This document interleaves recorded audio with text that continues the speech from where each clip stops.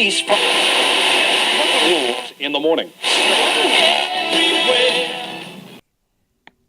Welcome, B-Movie fans, to another B-Movie interview. I'm Paul, and joining me today is a man who has worked as a writer, director, actor, and pretty much every other job you can think of in the film industry. Michael Worth, and he's here to talk today about his film Catfish Blues. Michael, welcome to the show. Hey, thanks for having me on. I appreciate it. Definitely. Thanks for coming. So how long have you been working in the film industry? I've been here in Los Angeles since 92, and I did came out here and mostly wanted to make. I've been making films since I was a little kid back in Northern California, but I came out to LA to try to make the professional leap. And so I started, kind of got right into acting right off the bat. It was the first thing that kind of got thrown my way. So I started doing a bunch of bit parts and TV and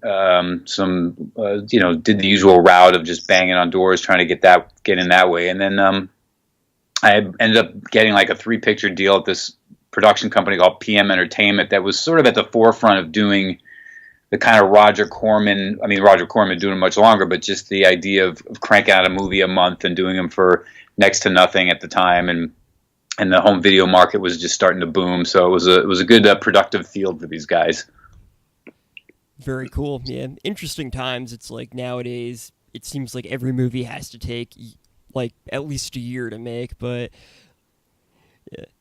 Yeah, well, it depends. I mean, you're right. There's the whole dynamic of filmmaking has changed so much since I started in this. I mean, I've been out here since I was 18 years old, but it's changed so much. So, since you've had such an extensive career in filmmaking, what would you say is your favorite aspect of making movies? I've kind of, I've gone through phases, but I've sort of come around to really enjoy directing for the most part, only because I've learned to love almost every aspect of filmmaking. What I like about filming is how it's such a collaboration of different art forms. You got production designers, you have acting, you have music, you have writing, you have all these different things. And, I just, for whatever reason, I've got an interest in all of them. So, for me, the directing is kind of nice because it's learning how to tie everything together, and so that's kind of where sort of I'm going with it, and but I still fluctuate. I'm every year. I mean, most of my bread and butter is from acting jobs, and but I mean, it's I would definitely, I think there are two different sides of your brain. There's a part of your brain that's very emotional and much more expressive that the actor kind of migrates towards, and then the other part of you, which is a little more analytical, and you tend to have to think things through a little bit as the director. Definitely cool. That's one of the cool things about, I guess, being a jack of all trades in filmmaking. You kind of get to express each part of your personality, it seems. Yeah, I mean, you got to be careful of it. To be honest with you, it's like it's easy to. I like to learn the other facets, because when I hire other people to do them, I already have an understanding of it.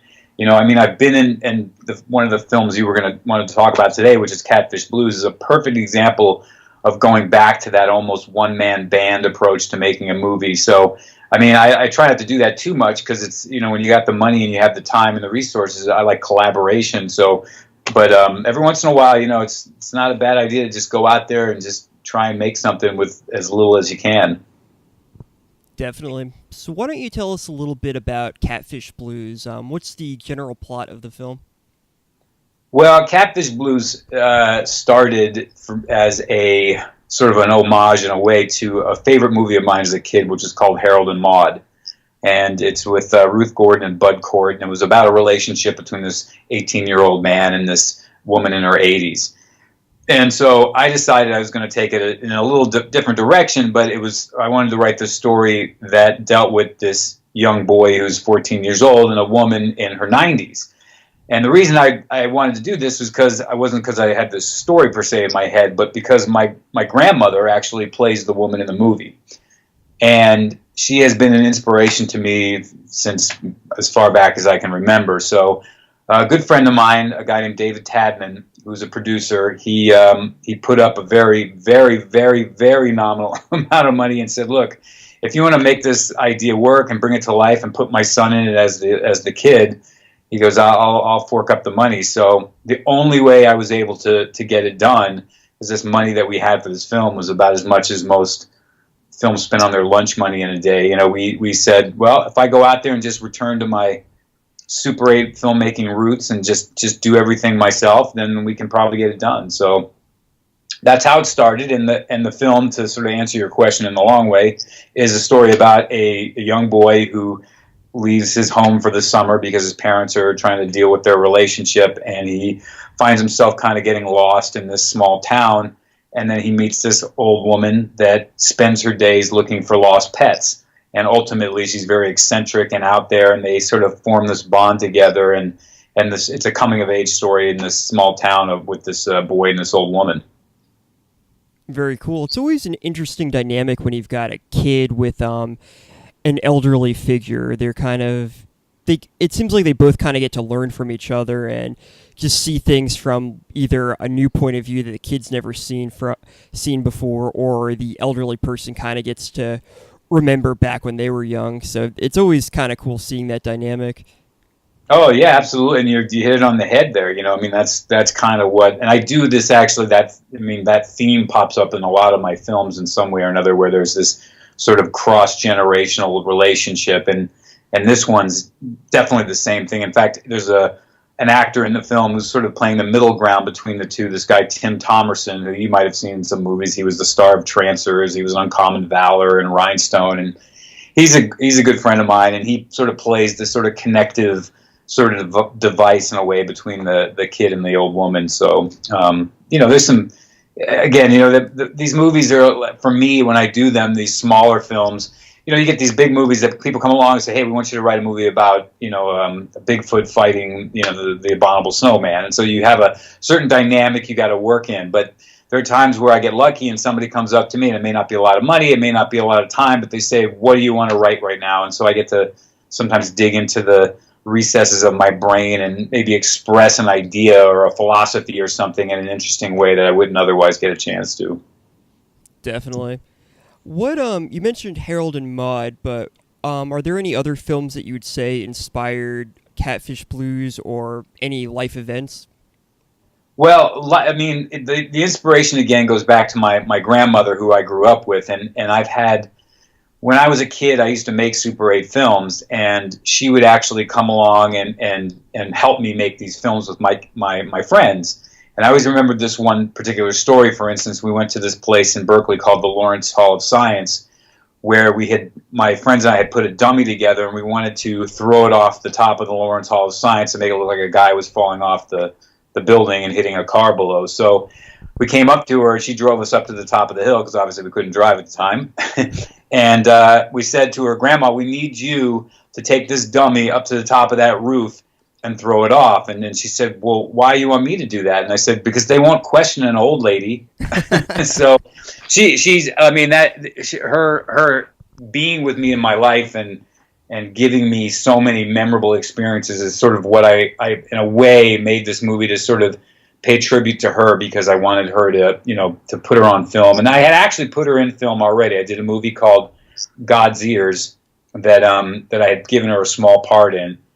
And so I basically wrote this around her, and films like Stand By Me and you know, Harold and Maude, etc. They, you know, these are like a few of many films that inspire me as a filmmaker. But just sort of tonally, that's how this film, for instance, for me was trying to emulate in a way.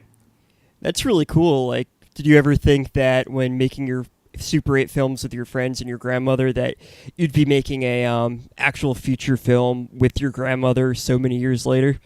Well, that's it. No, not with her. That's a good point, and I think that's part of why, and it's part of why I enjoy this so much. I always knew from the very beginning that I wanted to be involved in filmmaking. I thought originally I wanted to be an animator, because Ray Harryhausen was like my idol, and I was like, I want to do what he does. I want to make monsters, and then of course, as I was getting older and getting out of high school and about ready to go to LA, I realized that wasn't exactly going to be the most lucrative direction to go in. So luckily I enjoyed film as an actor and as a filmmaker in general. So I was just took off and just sort of to see where it stuck. But I never, yeah, I would have at that time. I would have never thought that my grandmother would be shooting a movie with me. And as a matter of fact, as we're doing this interview, in 2 days, I'm going up to Northern California with the crew and cast, and we're starting a follow-up to a film we did a couple of years ago that we're shooting in San Francisco, and my grandmother's going to make an appearance in that one, too. And she turns 95 in February next month, so. She's kind of like the Stan Lee of your film, has like a cameo and everything. That's true. I'm milking her for all she's worth. That's awesome, though. Everything kind of goes full circle. It's yeah. So you said about making short films, like independent films, getting to be more creative and kind of making it in your own vision. Do you think there are any other advantages to making an independent film over a big like Hollywood production? Well, I think independent films that term is so weird because it used to have one particular meaning back in the 70s when you had guys like John Cassavetes and Scorsese and those guys when they were just starting. An independent film generally meant somebody that went out, raised money by themselves, put the film together, shot the way they wanted to do it, edited it, went around with copies of the film to different theaters and showed them at each theater for a week or 2 weeks, and they would rent the theater out and then they would take the revenue. There was a very sort of specific definition of what an independent film was. And most of the time, it was usually actors that didn't have big names, etc. But it then took on a new meaning now. Today, I mean, I look at independent film, and it could be a $20 million film, that for a fact is guaranteed to get a studio releasing it. So it's such a weird saying now. But I think there is a revival in the sense of independent films today, particularly with the way technology is, and you can buy these beautiful full sensor cameras like the Sony A7S II, these DSLR cameras still they're $2,500, $3,000, but they just shoot incredible, beautiful images if you know what you're doing. And then if you have a good story and you got some people that are behind you, anybody can go out and make a movie. Now, the other side of it, which is when you finish your film, that's something a lot of people don't dive into. You can get some guys with great ideas and great actors and put together a really nice piece of film. But the distribution element of it is another big side to it. Now, granted, just in the last couple of years, that has shifted drastically too in the favor of the filmmaker. There was a point where you had a film made. What do you do with it? You got to knock on these distributors' doors and hope they take it. Today, that's not the case anymore. Today, you can essentially, if you know what you're doing, you can promote your own film online. You can take it directly to whether it's iTunes or Netflix or whatever, Vimeo, Amazon, through an aggregator, which is basically somebody that takes the middleman out, which used to be the distributor. And now you can essentially, if you have the money and the resources and the time, you can become a self-sufficient movie studio. And so it's a very different world out there, and I'm still learning it because it keeps changing all the time. Definitely. Yeah, a lot of good points. I've actually noticed that the term B-movie doesn't really have a solid definition anymore either. Like, you'll see movies that are low budget and it's like a multi-million-dollar film. It's just that it's not as big as some of the Hollywood ones, and the production company isn't as well known as like Lionsgate or Disney or anything like that. So it's amazing how a lot of these terms are still used, but you think about it, it's like, what does that even mean anymore? Like, it's crazy world, it seems. No, and I think you're right. I think it's a good point, because I think B movie, what used to have, obviously it had a very defined sort of a meaning, in the sense that there was the A films. They were the films that would come out with the stars, and then the films that would play on the second bill to them were the B films, And I think that, and they were usually cheaper and, very, no-name actors or monster films, are very genre-specific, where there was the hot rod movies or whatever. And today, you're right. I think that's a really good point, because I think today there are low-budget films, but they're not really per se B movies anymore. And I think it's kind of like, it's almost like you can't really make spaghetti westerns anymore. You can't really make black exploitation films anymore. You can't make Bruce exploitation films. I just did a documentary in Hong Kong on all the Bruce Lee exploitation films. You know, I mean, all of these things were relegated to a specific almost period, and that really today you can't really make them again. You can make fun of them, you can talk about them, you can do a satire on them, but I don't think you can really. You're right. You don't really make B movies anymore. You make low budget or big budget movies, or bad or good. Yeah, that's a good point. Were there any unexpected challenges when making Catfish Blues? Well, Catfish Blues, like I said, it was very different than anything I had done in my professional career, because it was the first time I went with, no money to. I'm talking no money. Where we had a crew that was. Our cast and crew at the biggest was probably 8-9 people on that shoot. I had been inspired by a guy named Ed Burns, he's a name actor, and he came along about 7 years ago when the 5D camera came out, which was a DSLR that shot very film-like images, and he started making movies that he was making for. He was shooting the films for like $10,000 or $15,000 or $20,000, something like that, and then he would have another like $80,000 that he would use in post. So he's doing these whole films for $100,000. But I thought to myself, well, what if I went out and started shooting these films for $20,000, $25,000, whatever? And that's what I did. I went out and did a handful of these movies. I did one. The first one I did was called "Bring Me the Head of Lance Henriksen," and it's a fairly ambitious all-star cast of a movie that was this very comedic take on ageism in Hollywood. And I've actually been working on this film for almost 5 years now, trying to get it cut and put together. And it was epic in the sense that it was all improvisational. Like I would go in and I wouldn't tell each actor. I would tell each actor what I wanted them to do or try to accomplish, but the other actor would never know what the other actor was doing. So it was it opened the door up to a lot of expression and all this crazy stuff. So it's taken a while to pull together, but it still had, some money to it, and I had some time. But with Catfish Blues, it was like we went out to Chico State, which is in Northern California, and we shot this whole film, which we did in 8 days. Wow.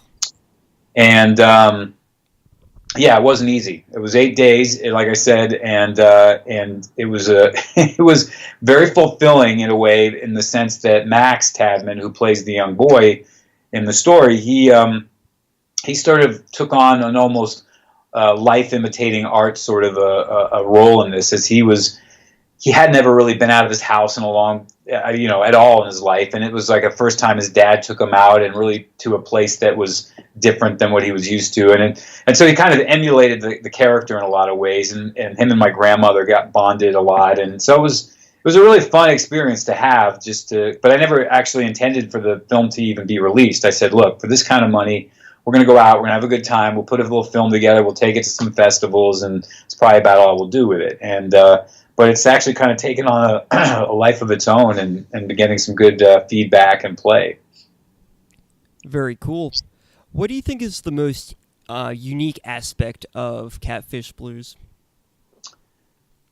I don't know. I guess everybody might find a different thing about it unique. From my vantage point, what I think is unique about it, again, is the amount of money we spent on it. You know what I mean? We spent nothing on it. I mean, I made this whole film it's a feature-length film. It's not even a short. We did the whole thing for less than $8,000. Wow.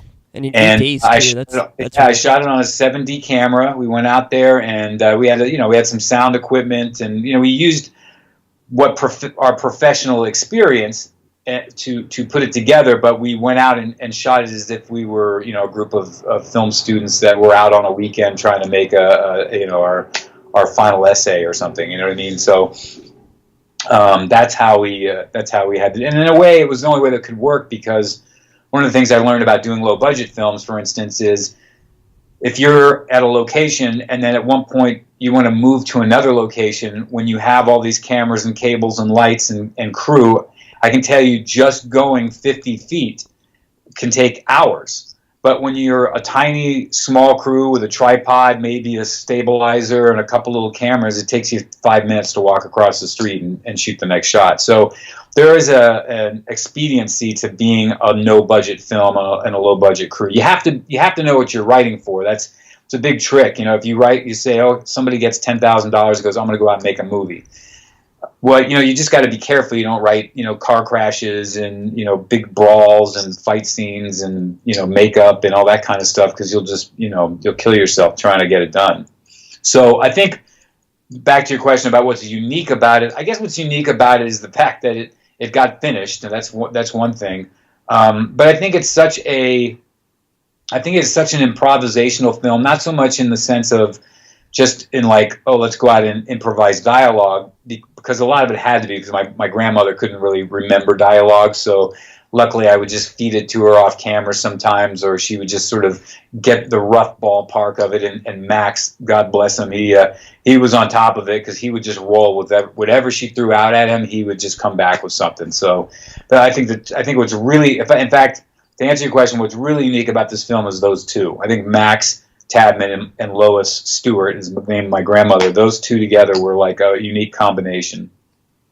Very cool. It's amazing how every aspect kind of comes together to make a film, like the actors just finding the setting, and it's always unique hearing people's experience, and especially in independent films. Like, you learn a little bit from, like, especially in this show, we've learned so much from everyone we've spoken to. It's definitely really neat. Oh, sure. Yeah. Well, like we said, we were talking about earlier, it's such a collaborative art form, and there's no real one way to make a movie. I have a film that's premiering at the Sedona Film Festival in February, and it's a movie I directed, and it's one of those films where, in the end, and you hear this a lot with people that work on bigger films, even whether it's Ridley Scott or whoever, you kind of lose a little bit of your creativity, in the sense that, other producers pipe in and they come in and want to have their cut of it, or do this or that to it, or add this music or that. So it was a film that I kind of had a little bit of that experience with, where there's a lot of cooks in the kitchen, so to speak. But it made me realize that when you sit here and have discussions about, well, we think we should do this, and somebody else says, well, we think we should cut it this way, or let's have it end this way, you realize that there's no one had the right answer. It's, in fact, each one of, let's say, four of us could re-edit a film a certain way, the way we like it, and there's always going to be somebody that likes one version and somebody likes the other version, somebody you just never know. So it just becomes a matter of, granted, you can have really bad movies, and sometimes that happens. You can have really good movies.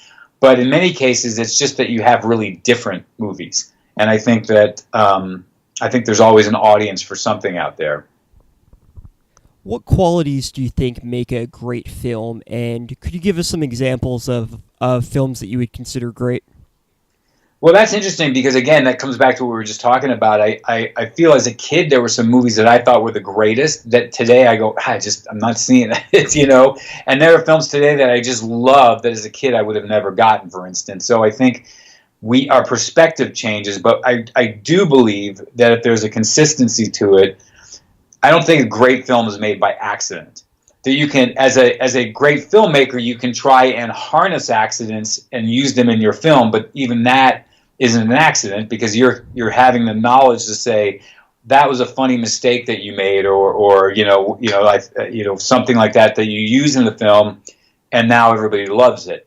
I know that scene, for instance, and it always gets used as Pretty Woman, where she's reaching for the ring and Richard Gere closes the box on Julia Roberts. She starts laughing, and you can just tell it wasn't like she didn't think he was really going to do that, and so that was her real response. And so sometimes as a filmmaker, it's having the knowledge of capturing those moments that it's not that you're saying, wow, this is a great moment, but well enough that the audience is going to look at it and go, that was unique, or that was you couldn't remake that moment. And so I think that's, for me, when I look at films, like if I was to sit here and ramble off some of my favorite films to you, you would go, God, they sound completely different from each other. Whether it's The Seven Samurai, or Enter the Dragon, or La Ventura, which is a Michelangelo Antonioni film, which is very different. It's this bizarre film about this black and white film about this woman that goes missing on an island, and her boyfriend and her friend go looking for her, and then end up having a relationship with each other while looking for this girlfriend, and they never even find, you know what I mean? It's like this very bizarre, but I love this film. I mean, I have something about it clicks, and I can watch it over and over again. So, I mean, in terms of genre, I don't know if there's, anything that I particularly fall for, but as far as being good, I think if just the filmmaker, honestly, there's no guarantees, but if it's the filmmaker is honestly trying to express something inside of himself, and it might be he's trying to express loneliness or humor or whatever it is, and if he's really making that, and it's, like normally going to be a group of people, but it's normally if that's their intent, you'll get a good film, or parts of it will be good. But I'm out here in this business, and I know what it's like to make films that people go out and they start with the best of intentions, and the next thing you know, they're just caught up. And I don't always fault them, because once a film gets going, you also got to keep in mind that you start the clock starts ticking. And you're going on and on and on, and suddenly, instead of focusing on what is maybe great about the film, you find yourself going, what about lunch? Okay, we're going to get done in time by this. And, I got this guy yelling at me, and you know what, the light's coming through that window weird. Let's spend half an hour trying to fix it, when in the end result, nobody's going to be paying attention, So, I mean, it's definitely an interesting business to try and do well, because when you fail, boy, you fail in front of lots of people. It's not like you just fail in front of your boss and then nobody else sees it. You drop the ball in an audience, and it's tough. Definitely. That's one thing I have a lot of respect for just about anybody who goes out and makes a film, because you are putting yourself out there in front of as many people who will see the film. So it's definitely a respectful kind of thing to make your own film. At least I've always thought so. And going to a little bit of what you were saying, it seems like a really good filmmaker can take a simple idea and make it entertaining and worth watching. Like, you'll see films that have like all sorts of, I guess, unique is sort of a relative term, but that'll have like, all these weird looking aliens and special effects, and it'll be terrible. But you'll see like certain films, especially like low budget films, where it'll be two people in a room. It's like, wow, this was meaningful, and I really enjoyed it. So I think it's a lot of the person and like how they tell the story rather than so much the story in itself. Oh no, absolutely. In fact, you hit the nail on the head. Those two people in a room, that in fact, when those movies do get made, and it's usually by somebody that really is trying hard to make something interesting. Now there are people out there that are pretentious, and they try to make some piece of art or whatever because they want to get patted on the back or whatever it might be. But for the most part, you're right. I mean, look, I'll give you an example. I go to see a movie like The Avengers, and I love it. I get caught up in it. You go for a ride, it's fun. But the truth of it is, when you sit back and analyze it in a way, it's like you can see this sort of lazy art to it. You know what I mean? And I had a good time watching it, whatever. So I'm not going to sit here and criticize the fact that it entertained me. But you'll like watch, for instance, it'll be 5 people sitting around a table, and then all the camera's doing, for instance, is just moving in circles around everybody. That's it. That's the choreography. That's it. They probably spent 15 days shooting it.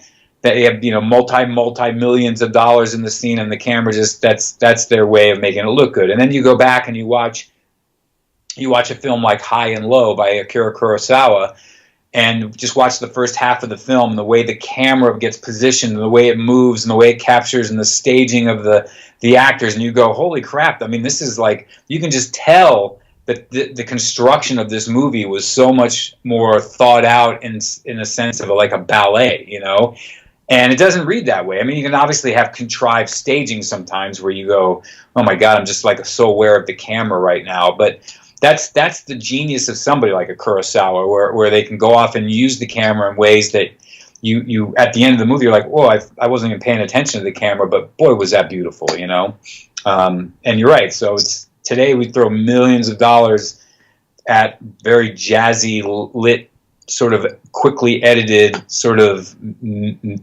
hodgepodge, And sometimes it works and sometimes it doesn't, but there's no guarantee, that's for sure. Definitely. You can always tell the difference between a film that's made to tell a story and one that's basically a special effects reel for 2 hours. Yeah, and you can only deal with special effects sometimes so much. You know what I mean? Like even the best, like I mean, like Guardians of the Galaxy. You know, it's a great. That's a special effects movie, but everybody loved it because it was. I think they really took the time to make the characters fun and interesting, and people got into it. You know. Definitely. Like you can like special effects, like computer generated stuff. Like I know a lot of people that are real big into indie films. They're always criticizing it. It's like, nah, that stuff is cheap. But I think if it's used correctly, it can kind of it can enhance the artistic vision, but it's not something to rely on. Like I remember when video games started coming out in 3D. There were some games that were kind of dumb. It was just basically showing things off. But other games I remember playing and thinking, wow, this everything works together. The way you're controlling the character, the way the cinematic scenes go, and it was a work of art, and everything kind of worked together. So I think Sure. that I don't really think that special effects or having a good budget necessarily makes a movie better or worse. I think once again it's going back to whether or not somebody wants to tell a story and whether or not they want to basically whether or not they have an artistic vision with it. Yeah, no, absolutely. And I mean, Star Wars is usually a pretty good example. You know, you got the films that you can tell.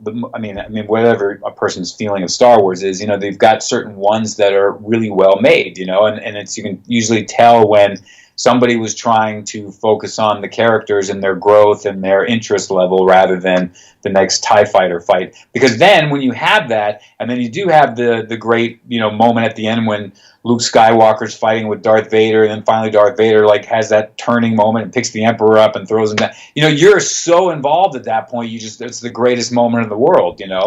And you forget the special effects. I mean, even today you can look back on some of those effects, and go, oh, those kind of look cheap, and compared to what we're used to. But because emotionally you were so invested, they're the best ones. Oh yeah, most definitely. What advice would you give to somebody who wants to go out and create their own film? I think the best thing to do is just go out and do it. And what I mean by that is go out and try and just make films. Do little ones at first, play around, write a short film, use whatever means you have. If it's just a cheap video camera or I mean, again, most people have iPhones today, and these phones are amazing. As a matter of fact, I just finished a film called The Butterfly Guard. It's this mixed martial arts story about these two fighters that are on opposite ends of the world, and it's like the 2 weeks before they're about to fight each other, and it just follows them through this training that they're going through, all this psychological warfare they're doing to themselves. And we had to go shoot some stuff at a real fighting event, and I had two cameras, but one of the cameras I used was an iPhone.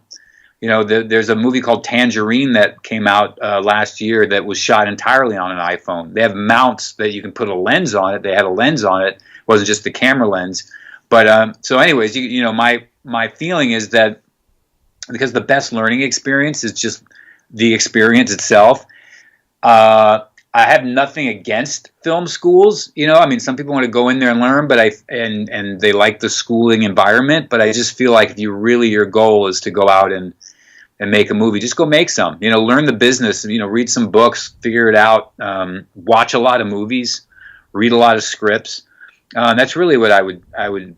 That's how I started, just making Super 8 movies, and then in a way, that's kind of what I'm doing again. I've kind of gone full circle. I've come back to this place where I go out and work for the studios, where work with the ABC or Paramount or whoever, go make my paycheck, and then come try and raise a nominal amount of money and just say, hey, I got this idea for a film I want to shoot. Let's try and put it together and go shoot it. Because today, you can actually do that.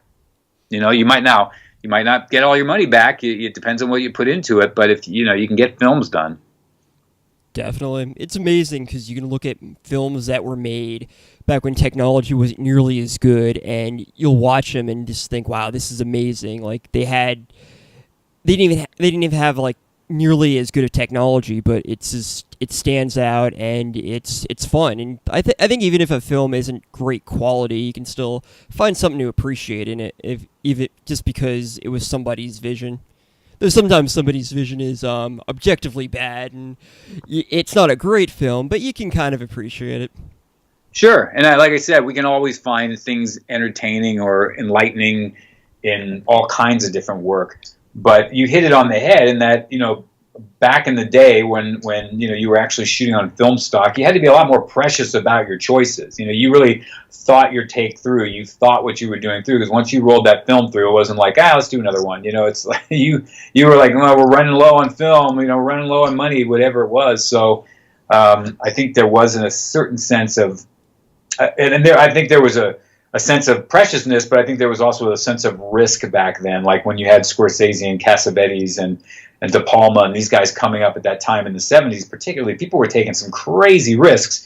And that was a time where the studios, I don't really do it anymore, but we're turning over the reins to the director a lot more. It became a hip thing to do. Like, oh, Scorsese, here's your money. Go make your movie and give it to us when you're done, Yeah, different times. Yeah. So this is a question we always ask to everybody in our interviews. It's one that Corey and I debate about a decent bit. What is your opinion on hairless cats? Oh, yeah, man. I think I love to meditate on hairless cats just because I think that they're so unusual. I had a friend who had one, and I always wondered what it gets me thinking is, what was the purpose of that cat? You know what I mean? Like, I get it's got a purpose to eat or, chase mice or whatever, but what was the purpose of not giving it fur? And it's just, if you sit and think about it, it really, I don't know, man, it works your brain a little bit. It's true. Like, I think it was supposed to be so that people with cat allergies could have them, but it just seems cruel though to breed one without hair. Like, they look so helpless and kind of, they're always just glaring at things, and I don't know, I'm not a big fan. Corey loves them. He's always saying how he's going to own a farm with 1 million hairless cats, but that's a thought right there. Yeah, start a whole army of hairless cats. That's a movie right there. Oh, yeah. So where can we watch Catfish Blues? Well, Catfish Blues is a perfect prime example of what we were talking about earlier, which is using an aggregator to go directly from the filmmaker to you guys, meaning the audience. So what that means is we took the film to a group. It's called Distributors. For anybody who's filmmakers out there that are, have films and they're like having problems with distributors, or they're like not know where to go, you can look them up online. It's DISTRIBBR, I think. I'm pretty sure. They spell weirdly. But anyways, they will help you to directly get your films onto the different platforms. So currently we have Catfish Blues on iTunes. We have it on Amazon. We have it up on Vimeo, and for rent and for purchase. And there's actually on the website, the Grizzly Peak Films website, I think there's still some remaining. There's actually a special edition Blu-ray, I think, that we did in limited quantities that has some special features on it, like an audio commentary and some different things. So those are the places to get it. Very cool. And where can we follow you to learn more about Catfish Blues and any other projects that you're working on in the future? Well, I would, for everybody out there that does the social media thing, I'm on Twitter at Michael Worth, and I'm on Facebook, of course, and Instagram even. Currently, we've got Catfish Blues out. A film called The Butterfly Guard is coming out earlier this year, and I have a documentary I've been working on with Severin Films that they do a lot of cult films. We just got back from Asia last month, where we went out and interviewed all the Shaw Brothers guys and Bruceploitation actors, and we're doing this documentary on Hong Kong filmmaking in the 70s. Very cool. And so that'll be coming out later this year too. But like I said, Instagram, Michael Worth on Twitter, and even Facebook. We'll keep you posted on there. And we have a website, grizzlypeakfilms.org. So you can find there's a lot of blog on there. So we'll be, when we're shooting this new movie, it's called The Sugar Moon Tribe. We started on Monday, actually, so we'll be updating a lot. You'll see it. And there you have it, folks. Catfish Blues, a film about a 90-year-old woman and a teenage boy finding lost animals and learning about themselves and each other. created by Michael Worth and produced by Grizzly Peak Films. Make sure to watch that film and all of Mike's other films. Mike, thank you for joining us. It's been a great conversation. Oh, you bet, buddy. Thank you, and I'll be listening. If you have an independent film you're working on and would like to discuss it, you can email us at bmoviebros@gmail.com. You can follow us on Twitter at bmoviebros or my personal Twitter at bmoviepaul. Don't forget to listen to our podcast. We review a different B-movie each week. New episodes every Friday on our website, bmoviebros.com. If you have a movie you'd like us to review or any additional comments, feel free to leave a message below. This has been another B-movie interview. We are the B-Movie Bros saying, be brave, be alive, and be back next time.